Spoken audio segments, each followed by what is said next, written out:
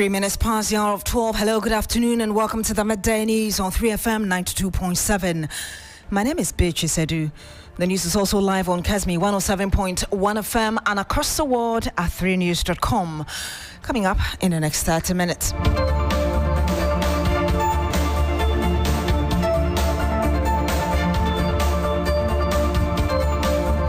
New Patriotic Party insists a 1 December 2024 parliamentary election in Ablekuma North, despite EC's decision to conduct a rerun on this week.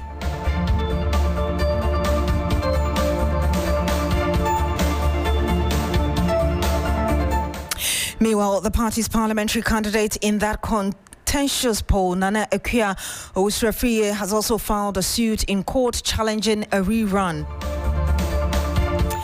Much later, Ministry of Roads and Highways announces the allocation of an initial 4 billion cedis for payment of outstanding arrears owed road contractors in the country.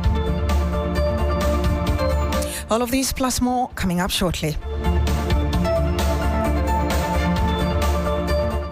Now, the Electoral Commission faces a legal showdown as the New Patriotic Party's parliamentary candidate for Ablekuma North, Nana Owusu-Afriye, challenges its decision to rerun elections in 19 polling stations. The High Court in Accra will urgently hear the case ahead of the scheduled July 11, that's this Friday, 2025 rerun, a move the MPP claims undermines electoral integrity, while the EC insists is necessary for credibility. The dispute stems from the contentious December 7, 2024 parliamentary election, where collation was disrupted by alleged violence from NDC supporters, leading to destroyed ballot and unresolved results. Now, despite a January 2025 court order mandating full collation, the EC later announced a partial rerun citing unverified pin sheet, a decision the MPP argues is arbitrary, capricious, unlawful and politically motivated. Let's speak to Nana Owusu-Afriye, who is the MPP candidate in the election coming up. Good afternoon to you, ma'am. Thank you very much for joining us. Let's rather speak to Samuel Afriye, who is a political analyst. Good afternoon to you, sir. Thank you very much for joining us. Yeah, good afternoon, Beatrice. Let me first get your thoughts on this back and forth regarding the Ablekuma North parliamentary election. Yeah, Beatrice, greetings to your listeners. It's quite unfortunate that we are ending up this way with this kind of confusion here and there. And I think it all ends up to that is the EC who is creating this kind of confusion at Ablekuma North. It all started with issues about how some polling stations results can be declared. Initially, EC giving an excuse of security as a challenge.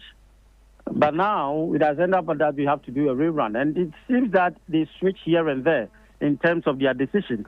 At the end of the day, you see that one of the commissioners, Bosman, will be in Parliament answering some questions. And you see a commissioner, that is Jane, also saying something different. So I will put the blame on the EC for creating that confusion, ending up where we have a legal challenge. Whether it will come or it will not come on is at the doorstep of the EC.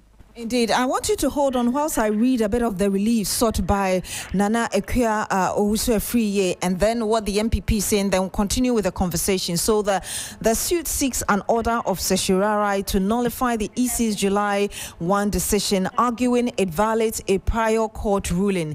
An order of prohibition to stop the July 11 rerun, contending it lacks legal basis under Regulation 42 of CI 127, which allows reruns only for tied vote, and again a directive compelling the EC to comply with the January 4, 2025 court order to collate and declare results from all 281 polling stations and not to conduct fresh elections. Well, the General Secretary of the MPP, like I just told you, has also been speaking. I want us to listen to him and then we'll continue with the conversation.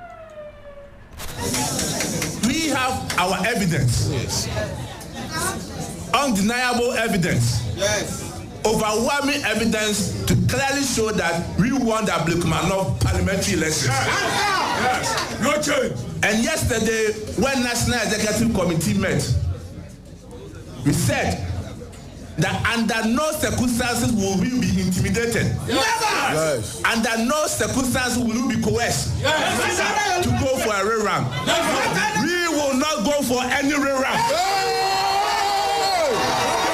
The new patriotic party will not go for any rerun. We have won the elections. We have won the elections. What we are asking the Electoral Commission is to follow the court directive, to finish the coalition and declare our candidate Ekuafie as the MP that Pablo Kumanov.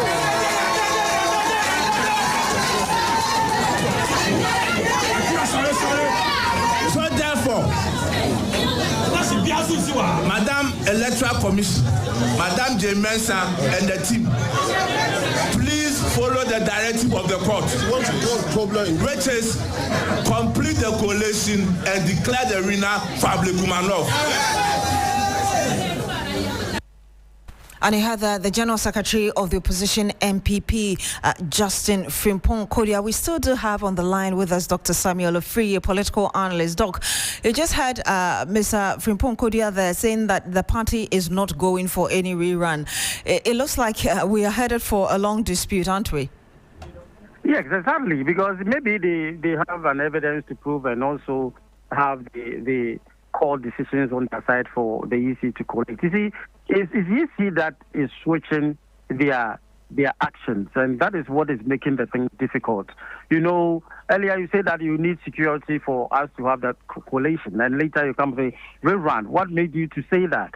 You know, based on what the MPP is saying, it's like they have an evidence because they have the pink sheet, and it's the EC who was not having the copies of that, and because they say that the presiding officers were not able to append or verify. So you think the EC is the cause of this problem we are facing right now? Yes, we blame the EC for all these things because you have switched your decision at the latter stage, because all the issues that we're looking at earlier at Ablekuma, we are talking about collation, and then within some few days you just came out with a decision that you have to do a rerun for all the 19 police stations. Which is something that is a total switch from the decisions and how you are able to be on consistency about the collation. How does and that is what is making the issue a little bit dicey for the MPP party to accept that kind of decision. How does the EC resolve this problem that, based on what you say, and it has brought upon itself and the country as a whole? Yes, I think it was sent to court, and the court made a decision that judged that they should do a collation. So let the EC go in for the collation with all the security that they ask for that declaration that need to be undertaken. So if you have not gone to that stage to encounter any challenge, you can't just come out and say that you want to have a rerun. So there shouldn't be any rerun? No, for now, I think the process that they started, right, saying that they want to do a collation. So what has changed for them not to do the collation? They should give a reason for that. And, you know, these things, if they don't get the two sides, you will not end up well. And that is what is making the EC changing their stand. But I believe that if the court has decided that do a collation, just do a collation. If there are any issue that will come out from it, then we know the stage. But you don't just throw away the court decisions and move on to say that you want to have a rerun. That is how I think that EC is creating more, because now it has been sent to court. If the court comes out with an injunction before Friday, then what next? The court, they have sent it to court for the decision that the other court made to confirm or affirm the decision that what the EC is doing now is against what the ruling that they made concerning the coalition. Just for us to wrap up, could the court's decision trigger a constitutional crisis? Yes, it might end up to that stage, you know. And I think that is what I'm saying, that the EC has to be very careful. Now, it seems that here and there, you know, you are on here, stand, and the next day you're also on the other side. So I think EC needs to be very, very careful and make the process work. Let the process work. Collation. Maybe collation, you are not able to handle things that were not done well, maybe then you move on to another stage and see how to resolve the issue. Doc, my last question to you, just so we have clarity. The EC has already set this Friday for the rerun of the election in 19 polling stations in the constituency. Are you saying that the Electoral Commission should still go ahead with the date that has been set for this election, but ahead of it, perhaps try the recollation again? Is that what you're saying, just for clarity? Well, I think the decision has already been made for the process to come on that is on this Friday, that is the 11th. But that is why the MPP, the parliamentary candidate, has sent it to court. We're hoping that maybe the court will hear the case. If not, then the Friday will come on. And that is where we are seeing, if you're not careful, we might have a kind of conflict when it comes to, because now the MPP has decided not to go for a rerun. If the court is unable to hear their case for them to injunct the process, then the election might come on. And I don't know whether they will participate or they will not participate. The NDC is all ready to go in. And that is the stage that is moving on. But I think if the court comes up with an injunction, then maybe the process will be looked at the court. And the decision might be taken for the process to go on well. But I think EC needs to be very careful not to create some constitutional issues and other kind of conflicts that will come, that is within the constituency. Would you say that what the Electoral Commission has done perhaps has set a precedent for the country where electoral disputes would have to be necessarily addressed in court?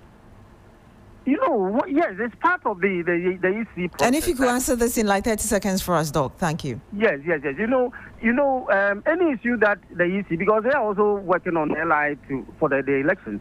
So anything that comes along and people, the stakeholders are not, at least have not made a decision, and it is being taken to court. I think court is also one of the platforms for resolving issues, especially the election. We all know the election petitions and all other issues that comes along with election. We'll have to end it here. Thank you very much. Dr. Samuel Afriyie, he's a political analyst. Some 16 minutes past the hour of 12. When we come back, we'll tell you more about what the Roads Ministry is doing regarding debt-owed contractors.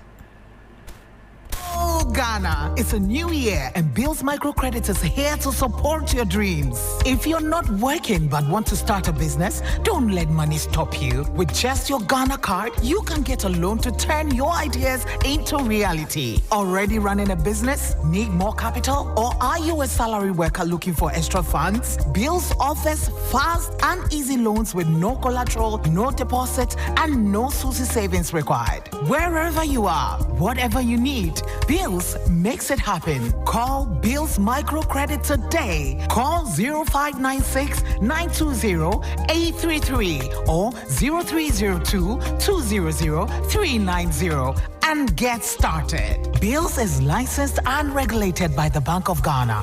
Bills, financing your needs. Terms and conditions apply. Freezer, yeah, diaba. Adama for diaba, freezer. Adama. Adama, Metimoso, my sorry. Canino, Obo Moasia. I do for Nobium Union San last night. I don't know what we did past here. Adama for you from what we say. Yet the Drubacope, a ship will be a high technology. I could for freezer. When Kwan, and once open your 15 letters. No fugum, what ya no fugum. What the bus here, if we be anywhere what you have, equal to say, over Timono. Then we sure say, mention Tassia.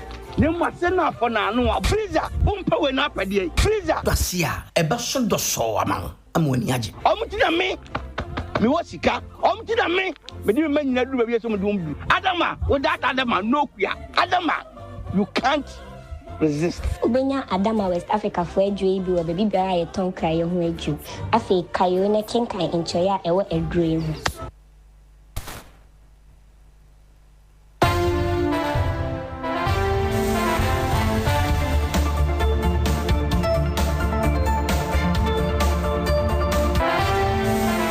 And And you're still here on the Midday News on 3FM 92.7. Now, the Minister for Roads and Highways, Kwame Agboja-Gavins, has disclosed that the government will be paying contractors a total of 4 billion cedis for project executed. The amount is part of the 21 billion cedi debt owed the Mahama administration inherited.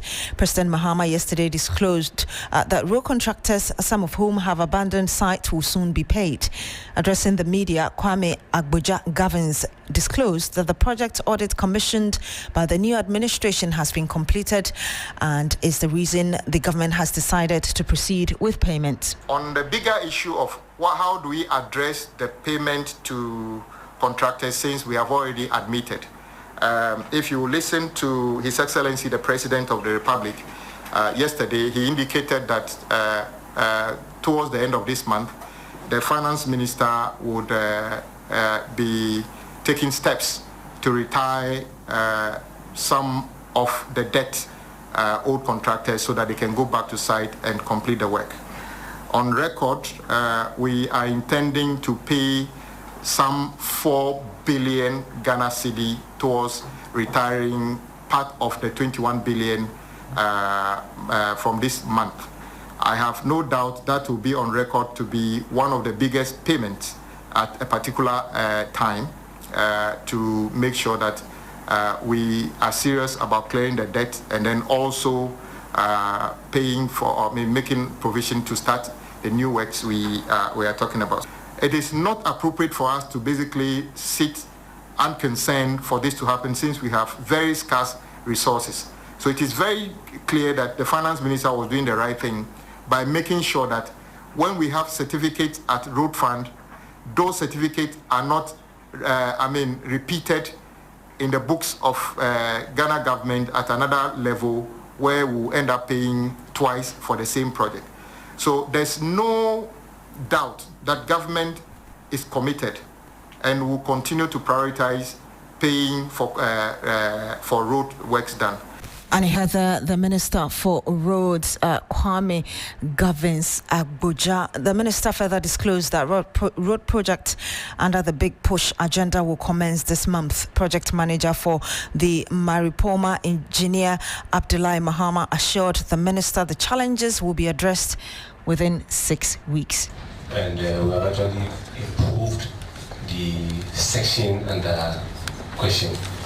Yesterday, for instance, we use about 33 minutes to travel that distance as contractors. Mostly we're trying to do our own checks to see the time at which we are traveling that distance. Today was 25. This morning we have to come from Islam for this meeting. So we can just assure the general public that the contractors are mobilized to the site.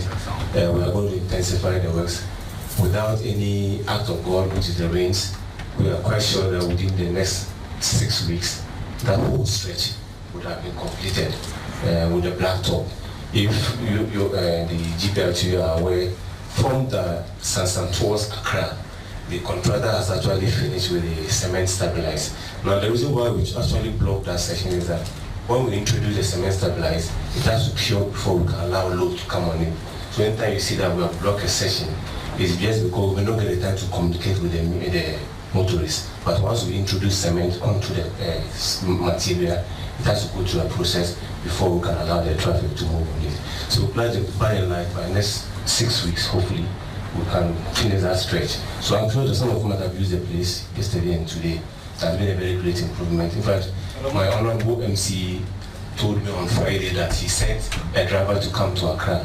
And when he called the driver, within a matter of some minutes, the driver was already in Accra. He was actually amazed. And I told him that yes, we have actually started to improve the sessions. So that's what we can tell the motorists and then the general public as of now. And you have Engineer Abdullahi Mahama. He's the project manager for some road project under the government's Big Push agenda, expected to commence this month. The Supreme Court has adjourned hearing of the application of defunct Men's Gold CEO Nana Appiah Mensah, popularly referred to as Nam1, seeking to hold his criminal trial at the High Court pending the final determination of his appeal. The Court of Appeal in May unanimously dismissed Nam1's application to stay proceedings pending the determination of an appeal challenging the High Court ruling ordering him to open his defense. Nam1 one escalated the matter to the Apex Court. However, in court on Tuesday, the 8th of July, that's today, the court clerk at the Apex Court announced that the case has been adjourned to the 29th of July.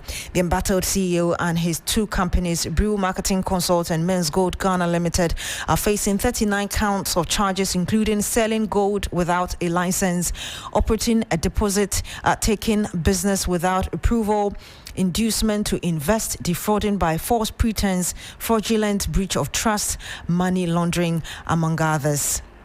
Now, members of the Northern Sector chapter of the National Cargo Drivers Union are this afternoon calling on the government through the Roads Minister to exempt trucks carrying foodstuffs from being weighed. They say that their members pay unrealistic fines for overloading food items, which they describe as unacceptable. The group has petitioned the overlord of Dagbang, Yana Abubakar the second over the matter, and we'll be crossing over very shortly to our correspondent Christopher Amwako, who is following this for us.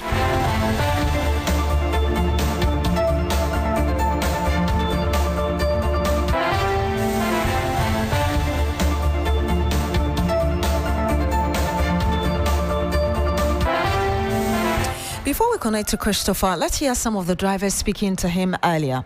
The cargo union of Northern region, Savannah region, Volta region, Northeast, and then OT region. We are having this problem. At the south there, when they load, let me say, for example, tomatoes, they don't go to the scale list. When they load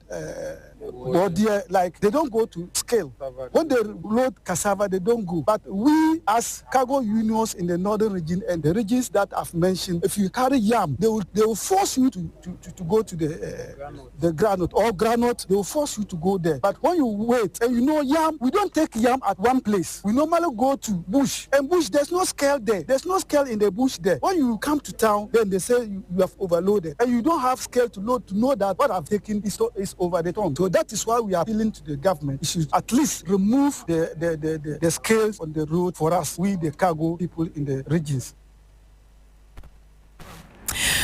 And you heard some drivers in the northern part of the country. President John Mahama has stated that he will not make any decision regarding the suspended Chief Justice Gertrude Tokonu until he receives the final report from the committee probing the misconduct allegations against her.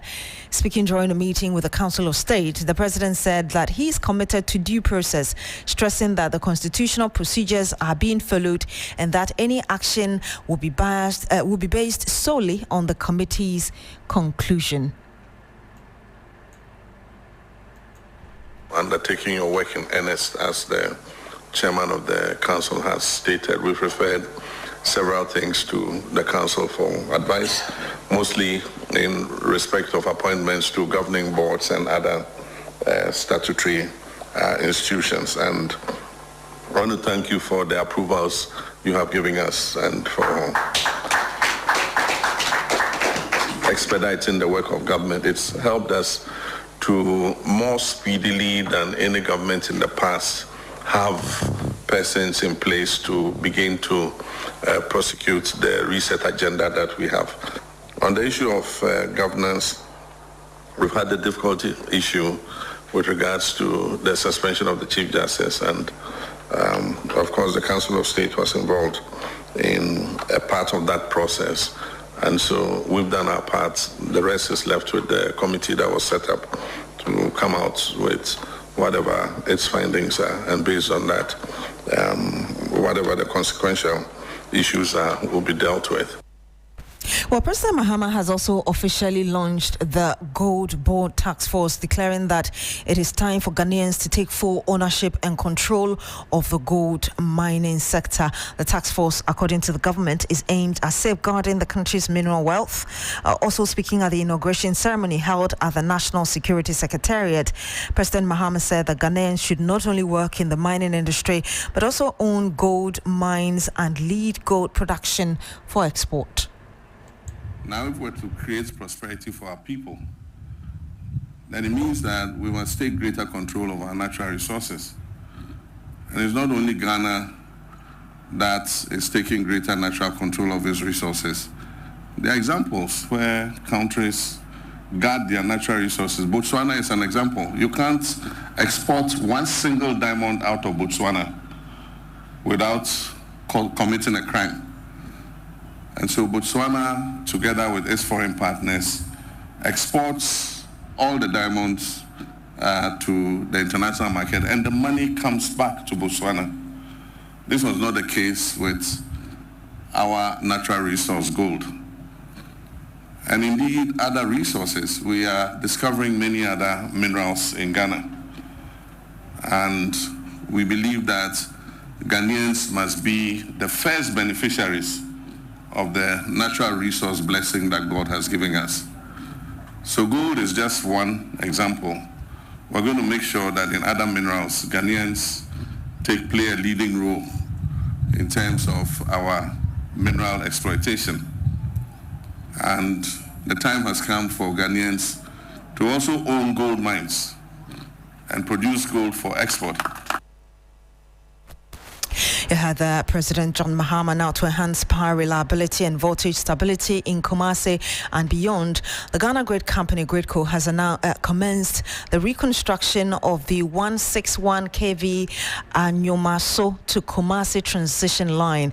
The project aims to address critical power evacuation challenges and support growing electricity demand in the region. Currently, power outages or maintenance on the line result in voltage drops in Kumasi, affecting businesses and households, and we'll bring you more in our subsequent bulletins. My name is Beatrice Adu. Thank you very much for joining us today. Log on to srinews.com for more news. Have a good afternoon.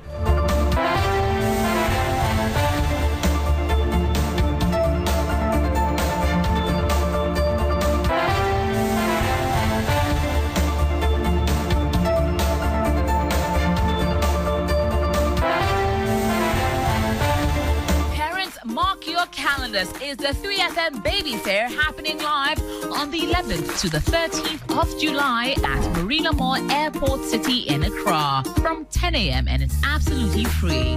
From baby essentials and kids wear to toys, skincare, educational material, and so much more. Shop amazing deals on a wide range of childcare products all under one roof. Don't miss our sessions with the Ghana Pediatric Society and all the amazing mums with the Mum Circle, a safe space for young mothers to share tips and connect. And there will be fun activities for the kids with our Kids Corner, games for the family, good food, and great vibes all around. To be a vendor, please call 0531 100 927 or 0532 200 927. It's the 3FM Baby Fair, your one-stop event for all your childcare needs. Proudly sponsored by You Fresh Drinks and Fidelity Bank.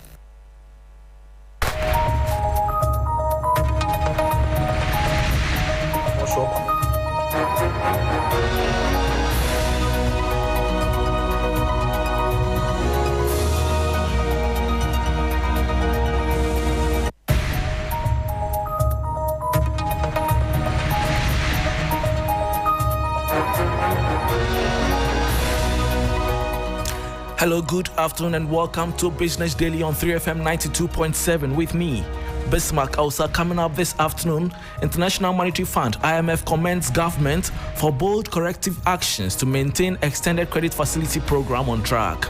We'll bring you details. Also ahead, financial economist Dr. Eric Boachi-Yadom recommends government use $370 million IMF tranche to pay contractor arrears. Says clearing domestic debts will spur economic activity and restore confidence. Our economy, that we are expecting a huge chunk of the money to come from private sector, and your attitude does not show commitment that if private investors come on board, you will be able to deliver your promises when it comes to payment.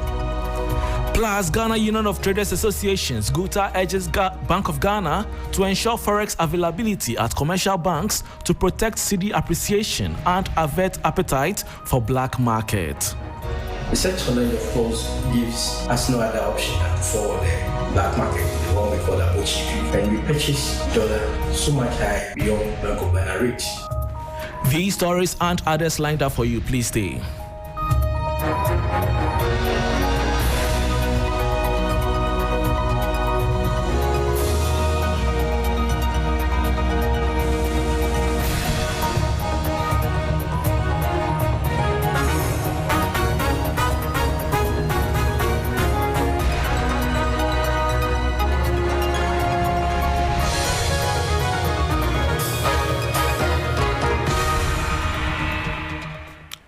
Thanks for your company. Now to our very first story. The International Monetary Fund, IMF, has commended the government of Ghana for taking bold corrective actions to maintain the Economic Credit Facility Program on track.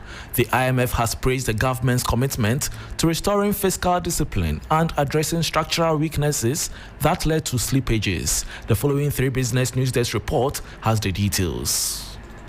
The IMF's Executive Board has completed the 4th review under the Extended Credit Facility Arrangement with Ghana, noting that the corrective measures, combined with ongoing reform efforts and an improved external position, will support Ghana in achieving economic stabilization, rebuilding resilience, and fostering higher and more inclusive growth.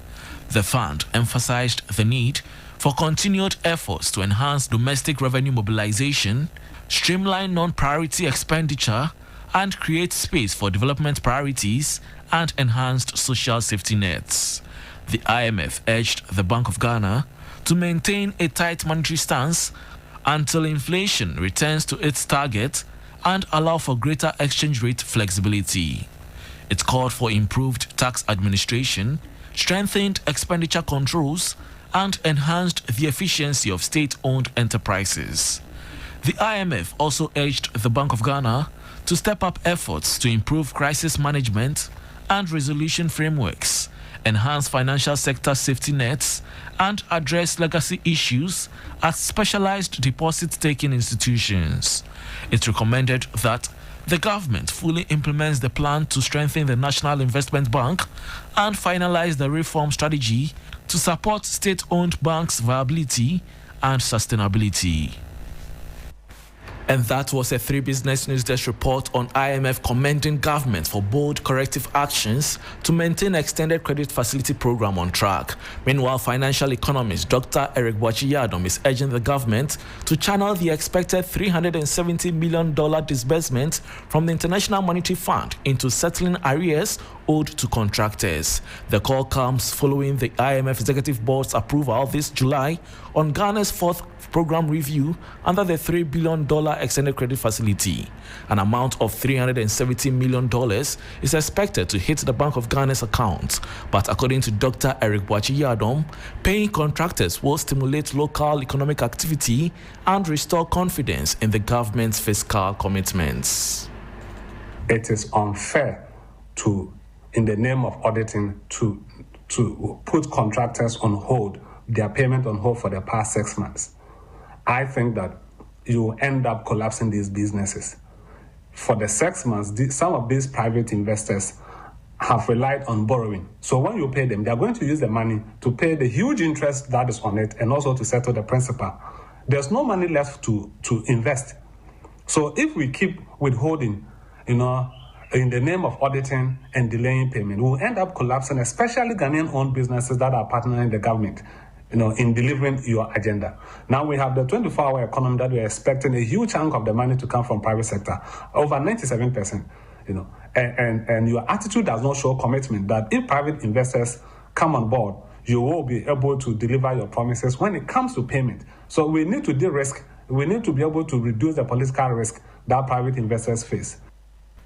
And that was financial economist Dr. Eric Boachie-Yadom. Moving on, the Ghana Union of Traders Associations, GUTA, is calling on the Bank of Ghana to ensure the availability of foreign exchange at commercial banks to maintain the recent appreciation of the cedi.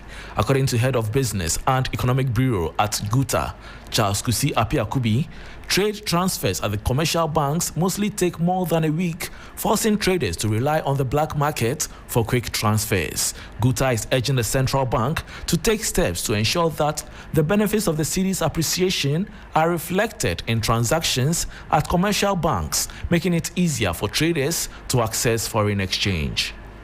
Trade transfer transactions at the bank takes more than a week.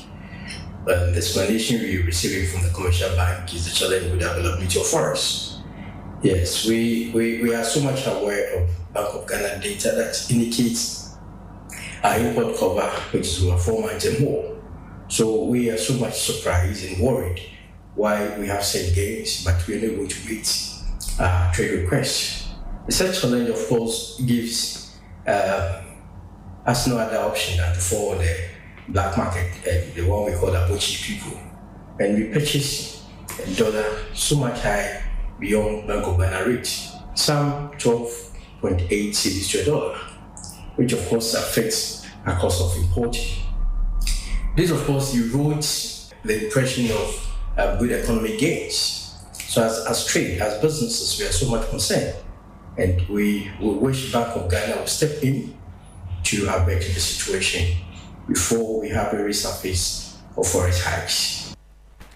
And that was Head of Business and Economic Bureau at GUTA, Charles Kusi Apiakubi. Now, the recent trend of undersubscription in Ghana's treasury bill auctions may soon reverse, according to finance and tax expert and head of finance at Melbourne Capital, Nelson Kujokwagweji. He noted that the prevailing low inflationary pressures are expected to have a beneficial impact on investor behavior regarding treasury bills. Currently, Ghana's inflation rate stands at 13.7% as of June 2025, which is notably lower than the average treasury bill rate of 15%. In recent weeks, government treasury bill auctions have consistently fallen short of their targets, despite all bids tendered being accepted. This trend has raised questions about investor confidence and liquidity in the domestic debt market. Currently, Ghana's inflation rate stands at 13.7% as of June 2025, which is notably lower than the average treasury bill rate of 15%. This differential, where the return on treasury bills is higher than the rate of inflation, means that investors will experience a real positive return on their investments, making treasury bills more attractive. As inflation continues to ease, the real return on these government securities is likely to become even more appealing, potentially drawing more investors back into the market and leading to a reversal of the recent undersubscription trend. The 91-day treasury bill rate is around 14%. Inflation is at 13.7%, which technically means that activities within the money market in the coming days will be provoked because the real rate of return for any investor that invests within the money market will be around 0.03%. And so we expect a lot more activity within the money market. And so the undersubscription that government has witnessed over the past few auctions, we expect the trend to reverse as a result of the disinflationary pressure that we are witnessing. The optimistic outlook suggests that the current macroeconomic environment is expected to increase a more favorable climate for government borrowing, potentially easing the pressure seen in recent auctions.